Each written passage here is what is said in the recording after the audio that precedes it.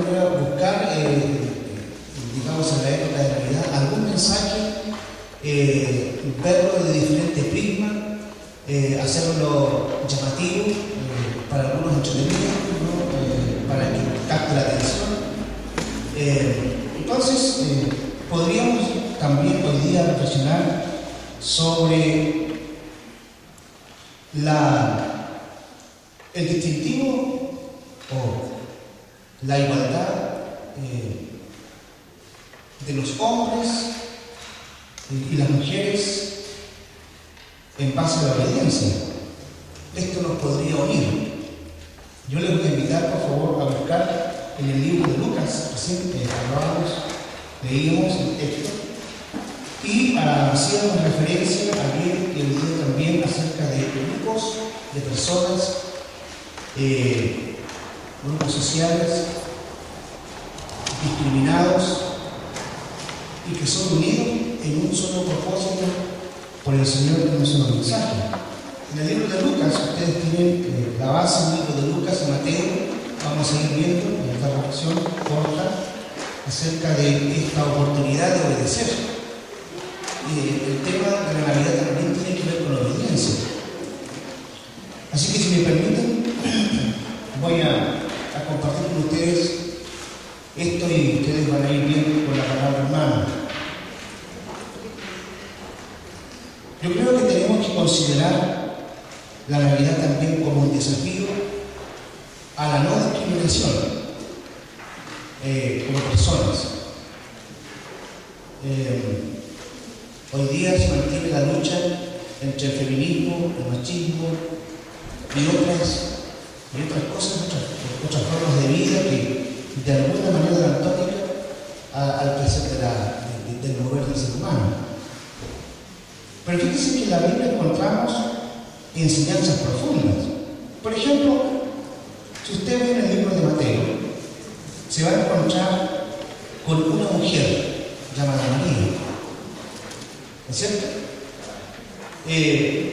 Yo creo que las mujeres, si toman las figuras de María, van a descubrir a través de ella algo maravilloso, porque llega a ser, aunque es una mujer humilde, ¿no?, en el barrio de Belén, llega a ser la madre, podríamos decir, la vasija en que Dios hace que se manifieste su amor y misericordia para toda la humanidad. Y las mujeres podrían sacar grandes enseñanzas acerca de cómo una mujer tan noble llega a ser la cuidadora momentánea del Hijo de Dios. Su dedicación, su amor, su compromiso, ¿no?, para con, digamos, el género madre o el género femenino y la posibilidad de concebir una nueva vida. Las mujeres. Podríamos también considerar desde otro prisma el caso de María, con 13 o 14 años, una mujer que tiene que enfrentar una sociedad que no permite por ningún motivo a una mujer embarazada antes del matrimonio. Esa parte no la consideramos en una sociedad que también hoy día, hasta hoy, ustedes saben, la mujer madre soltera es discriminada, aunque todas las leyes buscan de alguna manera hacer que esta vivencia sea lo más suave posible, y no es así. Si no, pregúntenle a alguna persona que tiene que ir a dar a luz a un hospital y se van a encontrar que la atención para una mujer casada y una mujer soltera es muy distinta. Incluso las personas que atienden los partos tienen una diferencia distinta hacia la mujer soltera. Aún así se ve la discriminación en esto. Pero una mujer embarazada soltera también buscaría respuesta de alguna manera en este evento. Si quisiéramos considerar grupos sociales con problemas, como lo tuvo también esta mujer pasado, María, asumir un papel tan importante. Entonces, nosotros podríamos decir así como en el pequeño Belén, tal vez podríamos decir y pensar que es la misma filosofía que vivimos hoy día. Pueblo chico, infierno grande, dicen los chilenos. Y es lo mismo, tanto en el pasado como en el presente, ¿no? El comentario, digamos, el tratar de cubrir una virtud, era muy complicado entonces para María. Creo que cuando vemos la Biblia tenemos que considerar estas cosas humanas, ¿no? Aunque ella fue elegida por el Señor como una mujer especial. Lucas capítulo 1, por favor, si ustedes lo buscan ahí, leíamos recién el capítulo 2. El capítulo 1 dice lo siguiente, para continuar con nuestra reflexión en relación a algunas cosas que podemos descubrir en la palabra de Dios que nos ayude también a vivir. En el versículo 37 del capítulo 1 del libro de Lucas dice lo siguiente: María, aún en su estado, aún en ese momento, ella dice lo siguiente: porque nada hay imposible para Dios. ¿Me siguen, verdad? Capítulo 1, versículo 37 y 38. Entonces, escuchen bien aquí, subrayo, María dijo: he aquí la sierva del Señor, hágase conmigo conforme a tu palabra. Obediencia. ¿Me siguen? Hágase conmigo conforme, no fuera tu palabra, sino de acuerdo a tu palabra. Hágase conmigo, aquí estoy. Y el ángel se fue de su presencia. Por lo tanto, hermanos, yo creo que por sobre todas las cosas aquí hay una cosa que pensar y reflexionar: la obediencia.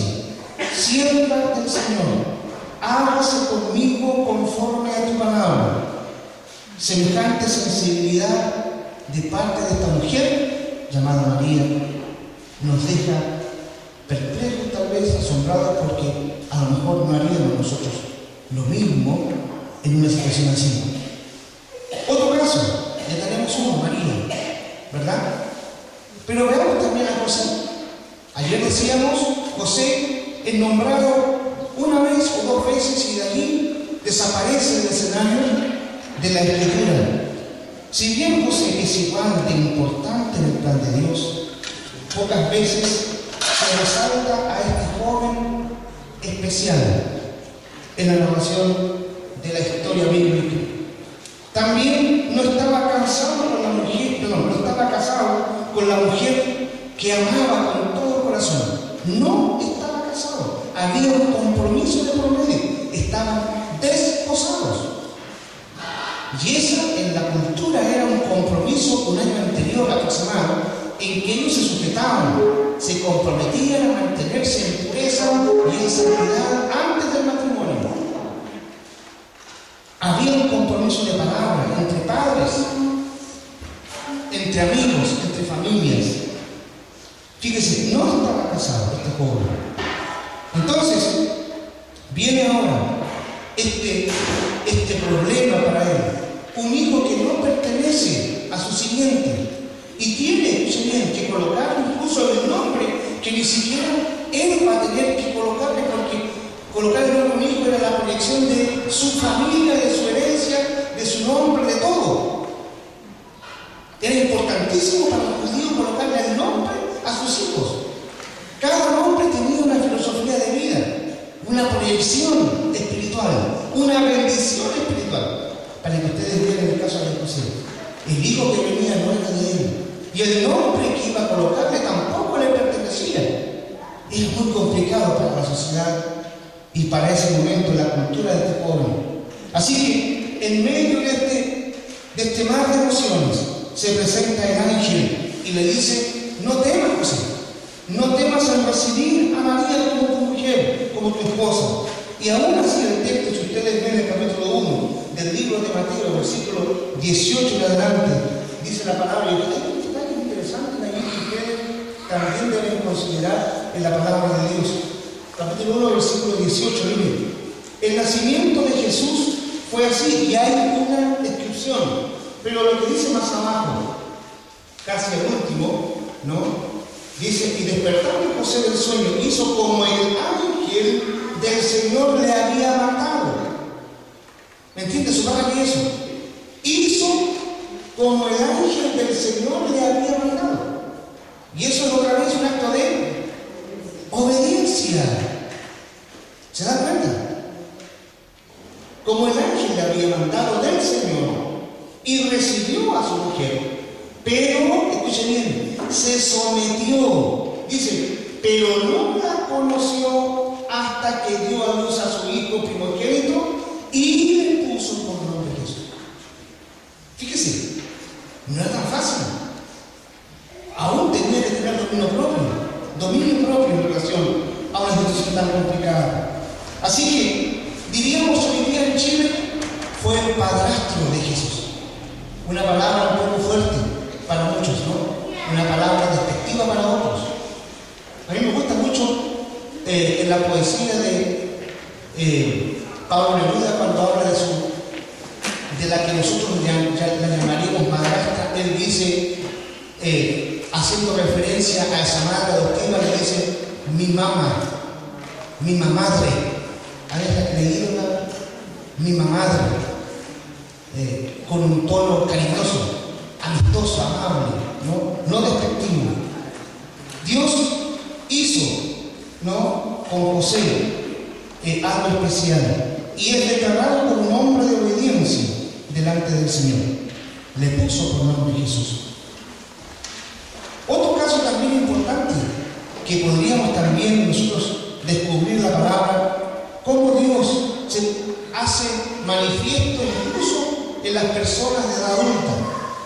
Podríamos decir, las personas adultos mayores también son considerados como algo especial de la Biblia. Dijimos María, José, y ahora los adultos mayores. Fíjense que el Señor habla de que Dios también nos deja a nosotros perplejos con el acto de obediencia de los más ancianos, o de los más viejitos, o de los que tienen una edad ya muy avanzada. Ustedes pueden ver, por favor, en Lucas también, ustedes ven aquí, la expresión de júbilo de dos ancianos, de dos viejitos, allí en el templo. No hubo una expresión de jocoro, de alegría, de exultación, de ninguna manera. Pero la palabra habla de que estos adultos mayores esperaban la venida del Todopoderoso Dios, Y cuando fueron presentados en el templo, versículo 21, capítulo 2, usted ve allí, cumplidos los 8 años para circuncidar al niño, le pusieron por nombre Jesús, el cual le había sido puesto por el ángel antes que fuese concebido. Y cuando se cumplieron los días de la purificación de ellos, conforme a la ley de Moisés, trajeron a Jerusalén para presentarle al Señor.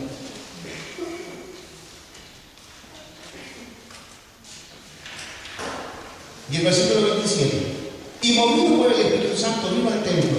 Y cuando los padres del niño Jesús lo trajeron al templo para hacer conforme al rito de la ley, él, Simeón, le tomó en sus brazos y bendijo a Dios diciendo: ahora, Señor, despide a tu siervo en paz conforme a tu palabra. Porque mis ojos han visto tu salvación, la cual has preparado en presencia de todos los pueblos y también de Israel. Aprendemos el acto de obediencia. Ahora me puedes llevar.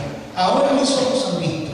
Y otra expresión de júbilo tenemos en el caso de Elizabeth, cuando la palabra de Dios dice aquí en el versículo 33 en adelante: y los bendijo Simeón, 34, y dijo a su madre María: he aquí está puesto para caída y para levantamiento de muchos en Israel, y para señal que se da contradicha.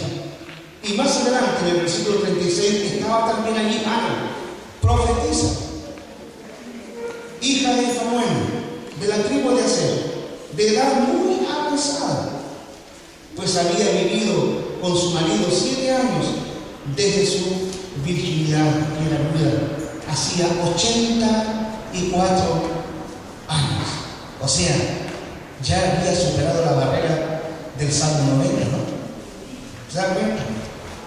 Y dice, y no se apartaba esta mujer, esta viejita no se apartaba del templo. Leen, ¿verdad conmigo? Dice, no se apartaba del templo, sirviendo de noche y de día con ayuno y oraciones. ¿Qué les parece, hermanitas adultas mayores y adultos mayores? Hay un ejemplo, ¿no?, de enseñanza del Señor también para ustedes. Ya hablamos de mujeres, hablamos de jóvenes como sea, y ahora el Señor también nos habla en esta edad madura. Sí, y esta, presentándose en la misma hora, daba gracias a Dios y hablaba de mí a todos los que esperaban la redención en Jerusalén. Decía profecía de parte del Señor. Otro grupo que también es bueno considerar, como dije anoche, los pastores en Belén, los despreciados. ¿O no? Los despreciados. Fueron los primeros que Dios les entregó un mensaje de esperanza. No teman, porque aquí os traigo nuevas de gran gozo. Y dice la palabra, el capítulo número 2 del libro de Lucas, así leíamos, y también de Mateo, dice que ellos volvieron glorificando al Señor por lo que habían visto. Otro grupo que también consideramos anoche son los sabios de la media luna de Mesopotamia, la cuna de todas las ciencias y de los pueblos, de las culturas de Dios. Y ellos, obedientes al Señor, siguieron la estrella, ¿no?, hasta que se detuvo en la casa donde estaba José y María, y postrados, ¿se acuerdan? Postrados, le adoraron como rey y Señor, y le entregaron dones de ellos al rey. Y fíjense, y después termina la lectura bíblica diciendo, pero les vino un sueño del Señor, ¿se acuerdan? Y les dijo, no vuelvan donde lo es. Y ellos, como eran científicos de aquel tiempo, lo mejor de lo mejor en cuanto a la ciencia, desobedecieron a la palabra y fueron donde lo es, ¿verdad? Así dice el Escritura. Se volvieron por otro camino, obedecieron a la palabra. No les importó su conocimiento, pero sí estuvieron atentos a la voz de la autoridad suprema. Y por último, hermanos, decirles de que el Señor coloca todo en un equilibrio, no hace ninguna discriminación, porque tenía la posibilidad de dormir en un hotel de 5 o 6 estrellas, pero prefirió venir y nacer en un establo guiado y alumbrado por una sola estrella desde el cielo. Todas estas cosas humanas quedan a los pies del Todopoderoso, que coloca al mundo en una sola línea para que Jesucristo sea el único que sea glorificado en todo. Yo termino y ustedes busquen por favor en la carta de Filipenses, capítulo 2. El Señor, a través del apóstol, dice lo siguiente. Yo quiero que ustedes vayan subrayando algo. Haya, capítulo 2, versículo 5. Haya pues en vosotros este sentir que hubo también en Cristo Jesús, el cual, siendo en forma de Dios, no estimó el ser igual a Dios como cosa a que aferrarse. Escuche bien, aquí yo quiero que usted subraye esto, sino que se despojó a sí mismo.